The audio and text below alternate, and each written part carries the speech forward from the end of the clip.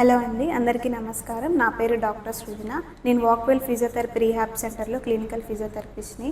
మా rehab location వచ్చేసి Krishnanagar municipal park ఆపోజిటే ఉంటుంది, NTR stadium road, Guntur 2. So ఈరోజు నేను టెన్నిస్ ఎల్బో గురించి చెప్పబోతున్నాను. So what is tennis elbow, causes ఏంటి, ఎక్కువగా ఎవరిలో వస్తుంది, and what's the reason, and symptoms ఏంటి, ఫిజియోథెరపీ యొక్క ఇంపార్టెన్స్ ఏంటో చెప్పబోతున్నాను. First of all, what is tennis elbow? Tennis ఎల్బోకి ఇంకో అదర్ నేమ్ కూడా ఉంది, లేటరల్ ఎపికాండలైటిస్ అంటారు. సో టెన్నిస్ ఎల్బో అంటే ఏంటంటే అది ఒక పెయిన్ఫుల్ కండిషన్. మెయిన్గా ఫోరామ్ యొక్క ఎక్స్టెన్సర్ మజిల్స్ అనేవి ఎక్కువగా ఓవర్ యూస్ చేసిన లేదా ఎక్కువగా స్ట్రెయిన్ అవ్వడం వల్ల మెయిన్గా ఇక్కడ ఎక్స్టెన్సర్ కార్పై రేడియాలిస్ బ్రెవిస్ అనేది ఇన్వాల్వ్ అవుతుంది. సో దీనివల్ల పెయిన్ఫుల్ కండిషన్ అనేది పేషెంట్స్ ఫీల్ అవుతారు. And next one, what are the causes? Tennis elbow వస్తే మెయిన్ కాజెస్ ఏంటంటే ఎక్కువగా హౌస్ హోల్డ్ ఉమెన్స్లో వస్తుంది, లైక్ కిచెన్ యాక్టివిటీస్ చేసే వాళ్ళలో వస్తుంది.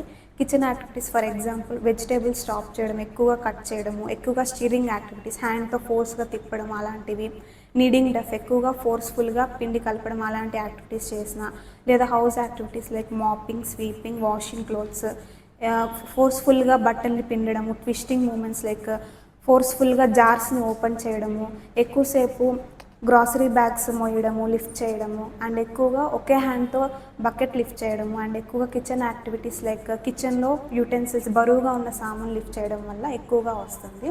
సో ఉమెన్స్లో ఎక్కువగా వస్తుంది. సో టెన్నిస్ ఎల్బో వస్తే మనకు మెయిన్గా కనిపించే సింటమ్స్ ఏంటంటే lateral side of the elbow, అంటే ఎల్బోకి outer side pain, tenderness feel అవుతారు. అండ్ ఇంకా పెయిన్ కూడా రేడియేటింగ్ టు ఫోర్ ఆర్మ్కి, వ్రిస్ట్కి కొంచెం జాలుడుగా వచ్చినట్టు ఫీల్ అవుతారు. And next one, tennis elbow వచ్చిన వాళ్ళలో ఏంటంటే గ్రిప్ స్ట్రెంత్ కూడా తగ్గిపోతుంది. గుర్తుపెట్టుకోండి, మనకి గ్రిప్ స్ట్రెంత్కి మెయిన్గా యూజ్ అయ్యేది ఎక్స్టెన్సర్ మజిల్స్. హ్యాండ్ గ్రిప్ స్ట్రెంత్కి కానీ ఏదైనా ఆబ్జెక్ట్ హోల్డ్ చేయాలన్నా ఎక్స్టెన్సర్ మజిల్సే యూజ్ అవుతుంది. సో ఈ టెన్నిస్ ఎల్బో కండిషన్లో ఎక్స్టెన్సర్ మజిల్స్ ఎక్కువగా ఓవర్ యూజ్ అవ్వడం వల్ల, స్ట్రెయిన్ అవ్వడం వల్ల ఆ ఉమెన్స్కి గ్రిప్ స్ట్రెంత్ కూడా తగ్గిపోతుంది. సో వాళ్ళు ఈజీగా కానీ ఏదైనా ఆబ్జెక్ట్స్ కూడా హోల్డ్ చేయరు. ఒకవేళ హోల్డ్ చేసినా కూడా హ్యాండ్స్ అనేవి షివర్ అయిపోతూ ఉంటాయి, ఆబ్జెక్ట్స్ అనేవి ఈజీగా కిందకి పడేస్తూ ఉంటారు. సో ఇలాంటివి కామన్గా సిమ్టమ్స్ గమనిస్తూ ఉంటాము. And coming to physiotherapy management, ఫిజియోథెరపీలో రోల్ ఏంటి, బెనిఫిట్స్ ఏంటి, లెట్స్ సీ నౌ. సో ఫిజియోథెరపీలో కామన్గా పేషెంట్స్ కంప్లైంట్ చేసేది ఏంటంటే ఏదైనా కండిషన్తో వాళ్ళు ఎఫెక్ట్ అవుతున్నా కామన్గా కంప్లైంట్ చేసేది పెయిన్. సో పెయిన్ ఉండడం వల్ల వాళ్ళు యాక్టివిటీస్ చేయలేరు, హ్యాండ్ మూమెంట్ కూడా చేయలేరు. సో హ్యాండ్ మూమెంట్ చేయకుండా అలానే ఉండడం వల్ల హ్యాండ్ మూమెంట్స్ అనేవి రెస్ట్రిక్ట్ అయిపోతూ ఉంటుంది, స్టిఫ్నెస్ కూడా పెరిగిపోతూ ఉంటుంది, అండ్ ఎల్బో యొక్క రేంజ్ ఆఫ్ మోషన్ కూడా తగ్గిపోతూ ఉంటుంది. So coming to pain management, acute స్టేజ్లో ఐస్ ప్యాక్ అప్లై చేసుకోవచ్చు. అంటే ఆఫ్టర్ ఎనీ ఎక్సర్సైజ్ కానీ వాళ్ళు ఏదైనా ఇంట్లో యాక్టివిటీస్ చేసినా పెయిన్ ఇంక్రీజ్ ఫీల్ అయినా వాళ్ళు ఐస్ ప్యాక్ అప్లై చేసుకోవచ్చు. అదే పెయిన్ ఇంకా సివియర్ అయిపోయి ఆ కండిషన్ ఇంకా సబ్ అక్యూట్ లేదా ఓవర్ సివియర్ స్టేజ్లో ఉందంటే, క్రానిక్ స్టేజ్లో ఉందంటే అది స్టిఫ్నెస్కి లీడ్ అవుతుంది. సో అలాంటి టైంలో మనం హాట్ ప్యాక్స్ అప్లై చేసుకోవచ్చు. సో హాట్ ప్యాక్స్ అప్లై చేయడం వల్ల ఏంటంటే మజిల్స్ అనేవి స్టిఫ్నెస్ తగ్గించి మజిల్స్ అనేవి లూజ్ అయ్యి బ్లడ్ ఫ్లో అనేది ఇంప్రూవ్ అవుతుంది. సో హాట్ ప్యాక్స్ వల్ల స్టిఫ్నెస్ అనేది తగ్గిపోతుంది. And next one, pain management వచ్చేసి మన ఫిజియోథెరపీలో కొన్ని ఎలక్ట్రోథెరపీ మోడాలిటీస్ ఉంటాయి, like ultrasound, IFT, TENS. IFT అంటే ఇంటర్ఫరెన్షియల్ థెరపీ, టెన్స్ అంటే ట్రాన్స్ ఎలక్ట్రికల్ న్యూరో స్టిమ్యులేషన్. ఇవేంటంటే మెయిన్గా గేట్ కంట్రోల్ థియరీ మెకానిజం ద్వారా వర్క్ చేస్తుంది. ఎండార్ఫిన్ అనేది రిలీజ్ అవ్వడం వల్ల పెయిన్ సిగ్నల్స్ని బ్లాక్ చేసి ఈజీగా పెయిన్ తగ్గిస్తుంది. సో ఇదేంటంటే electrodes through the skin connect చేసి ఇంపల్సెస్ అనేవి, ఎలక్ట్రికల్ ఇంపల్స్ అనేవి పాస్ అయ్యి అక్కడున్న మజిల్స్ అనేవి యాక్టివేట్ చేసి స్టిమ్యులేట్ చేసి పెయిన్ అనేది తగ్గిస్తుంది. And so next one, coming to manual therapy. After pain management, manual therapy. So pain ఉండడం వల్ల, స్టిఫ్నెస్ ఉండడం వల్ల రేంజ్ ఆఫ్ మోషన్ అనేది తగ్గిపోతుంది. సో మాన్యువల్గా జెంటిల్ మొబిలైజేషన్స్ ఇవ్వడము, స్ట్రెచ్చింగ్స్ ఇవ్వడము, massage techniques like deep transfers, friction massage ఇలాంటివి చేయడం వల్ల సో హ్యాండ్ యొక్క రేంజ్ ఆఫ్ మోషన్ అనేది, ఎల్బో యొక్క రేంజ్ ఆఫ్ మోషన్ అనేది ఇంప్రూవ్ అవుతుంది. And next one, stretching and strengthening is mostly important. Muscle weakness అవ్వడం వల్ల స్ట్రెంథనింగ్ అనేది చాలా ఇంపార్టెంట్. సో స్ట్రెచ్చింగ్కి మనం ఇంట్లో కానీ లేదా క్లినిక్ ఇక్కడికి వచ్చినప్పుడు కానీ సెల్ఫ్గా స్ట్రెచ్చింగ్స్ చేసుకోవచ్చు. సో ఏ ఆర్మ్ అయితే ఎఫెక్ట్ అవ్వదు అది ఆర్మ్ ఫార్వర్డ్కి బెండ్ చేసి with the help of the table support మీద బెండ్ చేసి హ్యాండ్ని ఫార్వర్డ్లో పెట్టి ఫస్ట్ వన్ స్ట్రెచ్చింగ్స్లో బ్రిస్ట్ ఎక్స్టెన్సర్ స్ట్రెచ్చింగ్ చేస్తాము.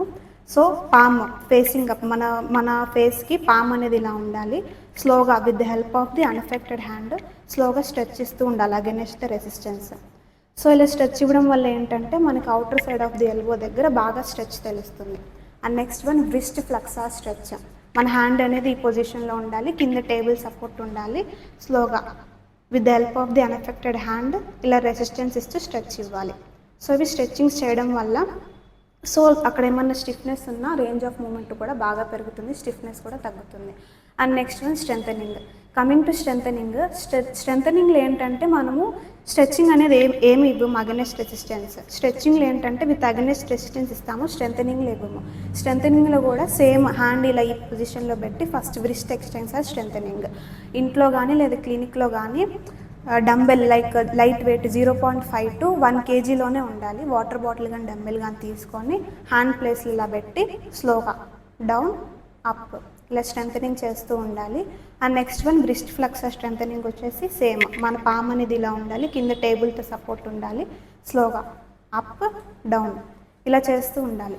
అండ్ నెక్స్ట్ వన్ ఫింగర్స్కి కూడా స్ట్రెంథనింగ్ అనేది తగ్గిపోతుంది. ఫింగర్స్కి కూడా మనం with help of rubber band against resistance ఫింగర్స్కి ఏదైనా టైట్గా ఉన్న రబ్బర్ బ్యాండ్ వేసుకొని స్లోగా resistance against resistance close open close చేసి 2 to 3 seconds హోల్డ్ చేసి అండ్ ఓపెన్ చేయాలి. ఇలా ఒక 10 to 15 repetitions చేయాలి. అండ్ నెక్స్ట్ వన్ సాఫ్ట్ బాల్తో కూడా మన హ్యాండ్లో పెట్టుకొని పామ్లో పెట్టుకొని స్లోగా స్క్వీజ్ చేయడం, హోల్డ్ చేయడం, రిలీజ్ చేయడం. సో ఇలా చేయడం వల్ల ఏంటంటే మన ఫోర్ ఆర్మ్ మజిల్స్కి, ఎల్బో మజిల్స్కి, బ్రిస్ట్కి స్ట్రెంథనింగ్ అనేది బాగా జరుగుతుంది.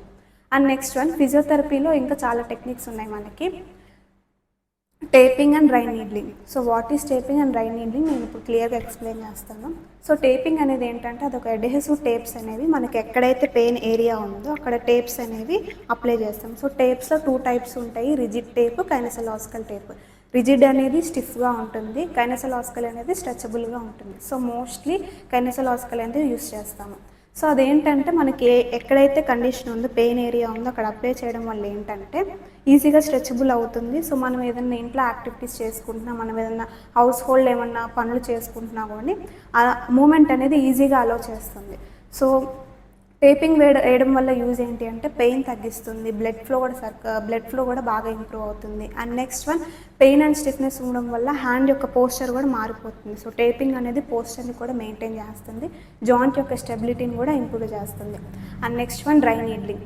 డ్రై నీడ్లింగ్ ఎప్పుడు యూజ్ చేస్తామంటే ఓవర్గా సివియర్ అయినప్పుడు కొంతమందికి ఎక్స్టెన్సర్ మజిల్స్ దగ్గర కానీ ఆ హ్యాండ్లో కానీ ట్రిగ్గర్ పాయింట్స్ అనేవి ఫామ్ అవుతూ ఉంటాయి. ఆ ట్రిగ్గర్ పాయింట్స్ అనేది రిలీజ్ చేయడానికి, మజిల్ ఇంకా యాక్టివేట్ చేయడానికి డ్రై నీడ్లింగ్ అనేది కూడా టెక్నిక్ అనేది బెస్ట్ మెథడ్ అని ఫిజియోథెరపీలో నేను సజెస్ట్ చేస్తాను. అండ్ గుర్తుపెట్టుకోండి, చాలామంది పెయిన్ వస్తే ఏముందిలే హౌస్ హోల్డ్ యాక్టివిటీస్ ఎక్కువ చేయడం వల్ల పెయిన్ వస్తుందిలే, తగ్గిపోతుంది, ఏమన్నా అప్లై చేస్తాను అనుకుంటారు. కానీ మీరు ఇది నెగ్లెక్ట్ చేసి అలానే అన్ట్రీటెడ్గా ఉంచితే అది సర్జరీ దాకా వెళ్ళే ఆప్షన్ ఉంటుంది. సో సర్జరీ వెళ్తే టెండాన్ రిలీజ్ కానీ లేదా టెండాన్ రిమూవ్ చేయడం ఇలాంటివి చేస్తూ ఉంటారు.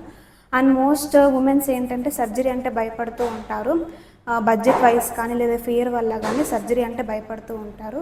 సో అంత దాకా వెళ్లకుండా ముందే ఫిజియోథెరపీ చేయించుకుంటే మీకున్న స్టిఫ్నెస్, పెయిన్ అనేది తగ్గిపోతుంది. As usual daily activities like ఇంట్లో హౌస్ హోల్డ్ యాక్టివిటీస్ కానీ ఇలాంటివన్నీ చేయించుకోవచ్చు. గుర్తుపెట్టుకోండి, ఫిజియోథెరపీ అంటే ఓన్లీ ఎక్సర్సైజ్ మసాజే కాదు. చాలామంది మసాజ్ ఎక్సర్సైజ్ ఏముంది అని అనుకుంటారు. ఫిజియోథెరపీ వల్ల పెయిన్ తగ్గుతుంది, ఇన్ఫ్లమేషన్ తగ్గుతుంది, మజిల్ టైట్నెస్ తగ్గుతుంది, స్పాజమ్ తగ్గుతుంది, హ్యాండ్ యొక్క రేంజ్ ఆఫ్ మోషన్ ఇంప్రూవ్ అవుతుంది, అండ్ మజిల్స్ కూడా బాగా స్ట్రెంథెన్ అవుతాయి. అండ్ మేము చేసే ఇన్ఫర్మేషన్ మీ దాకా రీచ్ అవ్వాలి అనుకుంటే మా ఛానల్ని సబ్స్క్రైబ్ చేయండి. మీకు ఇంకా ఏమైనా డౌట్స్ ఉంటే కమెంట్ బాక్స్లో కమెంట్ చేయండి, మేము షూర్గా రెస్పాండ్ అవుతాము. అండ్ మీరు మమ్మల్ని కాంటాక్ట్ అవ్వాలి అనుకుంటే మా నెంబర్ వచ్చేసి డిస్క్రిప్షన్ బాక్స్లో ఉంటుంది. అండ్ ఇన్ కేస్ మీరు ఇక్కడికి రాలేని పరిస్థితులు ఉంటే మేము ఇంటికి వచ్చి ట్రీట్మెంట్ అప్లై చేసి దగ్గరుండి ఎక్సర్సైజ్ చేస్తాము. సో మేము ఇంటికి వచ్చి కూడా చేస్తాము. మా లొకేషన్ వచ్చేసి కృష్ణానగర్ మున్సిపల్ పార్క్ ఆపోజిటే ఉంటుంది. Thank you so much.